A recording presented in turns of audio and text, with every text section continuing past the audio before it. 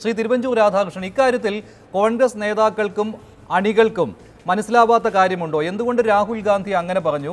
CPM-നെതിരെ ഒരക്ഷരം പോലും ഞാൻ ഈ തെരഞ്ഞെടുപ്പ് പ്രചാരണത്തിൽ ഉരിയാടില്ല എന്ന്. ഇതിൽ കൂടുതൽ CPM-ന് ഒരു ദേശീയ നേതാവിൻ്റെ മനസ്സ് മനസ്സിലാക്കാൻ വേറെ മാർഗങ്ങളിലേക്ക് അവർ പോകേണ്ട കാര്യമുണ്ടോ? രാഹുൽ ഗാന്ധിയുടെ മത്സരം CPM-നെതിരല്ല. കാരണം ഇന്ത്യൻ രാഷ്ട്രീയത്തിനകത്ത് CPM-നെതിരെ മത്സരിക്കേണ്ട കാര്യമില്ല. CPM വന്നു നിൽക്കുന്ന ഞങ്ങളിരിക്കുന്ന ഒരു കൊമ്പിനകത്ത് എന്തിനാണ് രാഹുൽ ഗാന്ധി കയറിയിരിക്കുന്നത് എന്നൊരു ചോദ്യമാണ്. വളരെ നിസ്സാര ചോദ്യമാണ് അവർ ചോദിക്കുന്നത്. അത് ശരിയല്ല. കാരണം ഇവിടെ CPM-നെ എതിർക്കാൻ വേണ്ടി അല്ലല്ലോ ഇവിടെ വരുന്നത്. കേരളത്തിൽ നിന്ന് ആരെങ്കിലും ട്രെയിനിൽ പോയ ഉടനെ CPM-നെ എതിർക്കാനാണ് എന്ന് ഇവരെന്തിനാണ് ധരിക്കുന്നത്?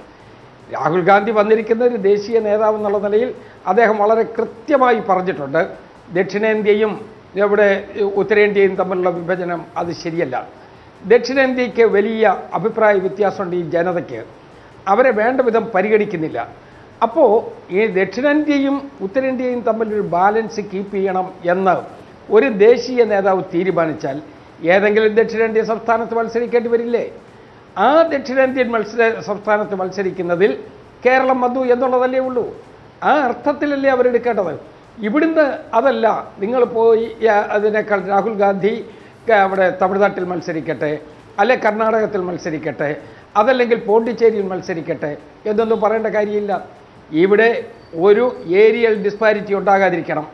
ഇന്ത്യൻ ദേശീയത നിലനിൽക്കണം. ആ ദേശീയത നിലനിൽക്കുന്നതിന് വേണ്ടി ഒരു ദേശീയ നേതാവ് രണ്ട് പ്രദേശത്തുമായിട്ട് മത്സരിക്കുകയാണ്. അത് ഇന്ത്യയിൽ ആദ്യത്തെ കാര്യമല്ലല്ലോ.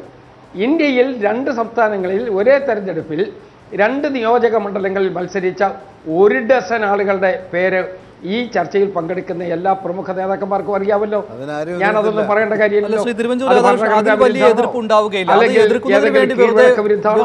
എതിർപ്പാണ് അങ്ങനെ, അതിനോടുള്ള എതിർപ്പല്ല ഇവിടെ വരുന്നത്. ഒരു കാര്യമേ ഉള്ളൂ, ഇപ്പോൾ വയനാട്ടിൽ രാഹുൽ ഗാന്ധി സ്വീകരിച്ചിരിക്കുന്ന ഈ നിലപാടുണ്ടല്ലോ, ഈ നിലപാട് എല്ലാ മണ്ഡലങ്ങളിലും സ്വീകരിക്കുവാൻ UDF-നും കോൺഗ്രസിനും സാധ്യമാകുന്നതാണോ? CPM-നെതിരെ ഒരക്ഷരവും മിണ്ടാതെ എങ്ങനെ ഈ ലോക്സഭാ തെരഞ്ഞെടുപ്പിനെ നേരിടും? മുഴുവൻ BJP വിരുദ്ധത പ്രചരിപ്പിച്ചുകൊണ്ട്, മോദി വിരുദ്ധത പ്രചരിപ്പിച്ചുകൊണ്ട് എങ്ങനെ ഈ തെരഞ്ഞെടുപ്പിനെ നേരിടാനാവും? നിങ്ങൾ മുന്നോട്ട് വയ്ക്കുന്ന കാര്യങ്ങളിൽ സംസ്ഥാന സർക്കാരിൻ്റെ വിലയിരുത്തൽ കൂടി ഉണ്ടാകുമല്ലോ. ഏറ്റവും ഒടുവിൽ ഈ പ്രളയ വിഷയം ഉന്നയിക്കുവാൻ നിങ്ങൾ ആഗ്രഹിക്കുന്നുണ്ടല്ലോ. അക്രമ രാഷ്ട്രീയത്തിനെതിരെയുള്ള വിലയിരുത്തലായിരിക്കുമെന്ന് കോൺഗ്രസ് നേതാക്കൾ ഘോരഘോരം പ്രസംഗിക്കുന്നുണ്ടല്ലോ. ആ ഒരു സാഹചര്യത്തിൽ രാഹുൽ ഗാന്ധി വന്ന് പറഞ്ഞ ഈ CPM-നെതിരെ ഒരക്ഷരം ഞാൻ മിണ്ടില്ല എന്ന് പറയുന്നത് ഇത് കോൺഗ്രസ് അണികൾക്കിടയിൽ അങ്കലാപ്പുണ്ടാക്കുന്നതല്ലേ? ഒരങ്കലാപ്പുമില്ല. ഞങ്ങൾ അജണ്ട ഫിക്സ് ചെയ്തിരിക്കുകയാണ്. ഞങ്ങളുടെ ഫസ്റ്റ് അജണ്ട പാർലമെൻറ്റ് ഇലക്ഷനാണ്. പാർലമെൻറ്റ് തെരഞ്ഞെടുപ്പിൽ മോഡിക്ക് അധികാരത്തിൽ വരാതിരിക്കുന്നതിനുള്ള നടപടിയെടുക്കുക. നരേന്ദ്രമോദിയുടെ 5 കൊല്ലക്കാലത്തെ ഭരണം ഞങ്ങൾക്ക് തൃപ്തികരമല്ല, ജനങ്ങൾക്ക് തൃപ്തികരമല്ല, രാജ്യത്തിന് ഗുണകരമല്ല. അതുകൊണ്ട് നരേന്ദ്രമോദിയുടെ ഗവൺമെൻറ്റിനെ മാറ്റുക എന്നുള്ളതാണ് ഈ തെരഞ്ഞെടുപ്പിലെ ഫസ്റ്റ് അജണ്ട. ഒരജണ്ടയിലേക്ക് എത്തുമ്പോൾ സ്വാഭാവികമായിട്ട് സൈഡ് ഇഫക്ട്സ് ഒക്കെ പലതുണ്ടാകും. ആ സൈഡ് ഇഫക്ട്സാണ് ഞങ്ങളുടെ മെയിൻ അജണ്ട, മെയിൻ തീം എന്ന് പറയാൻ കഴിയില്ല. അതുകൊണ്ട് ഞങ്ങളുടെ പ്രധാനപ്പെട്ട അജണ്ട പാർലമെൻറ്റ് ഇലക്ഷനാണ്. പാർലമെൻറ്റ് ഇലക്ഷനിൽ ഞങ്ങളെ ഒപ്പോസ് ചെയ്യുന്നത് BJP ആണ്. നിശ്ചയമായും BJPക്കെതിരായിട്ടൊരു നിലപാട് ഞങ്ങൾ എടുക്കുകയാണ്.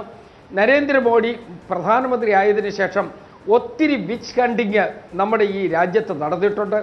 ആ നടപടികളോട് ഞങ്ങൾ യോജിക്കുന്നില്ല.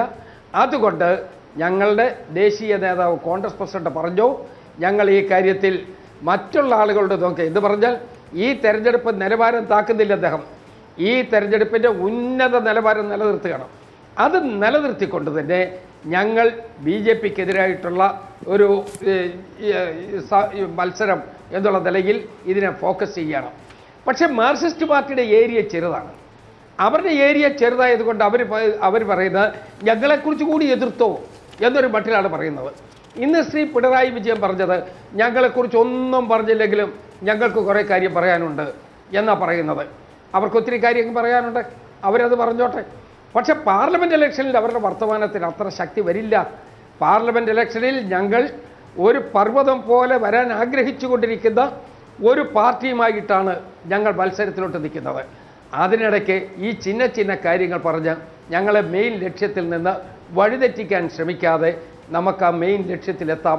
അതിനുവേണ്ടി തന്നെയുള്ള പരിശ്രമത്തിലാണ്.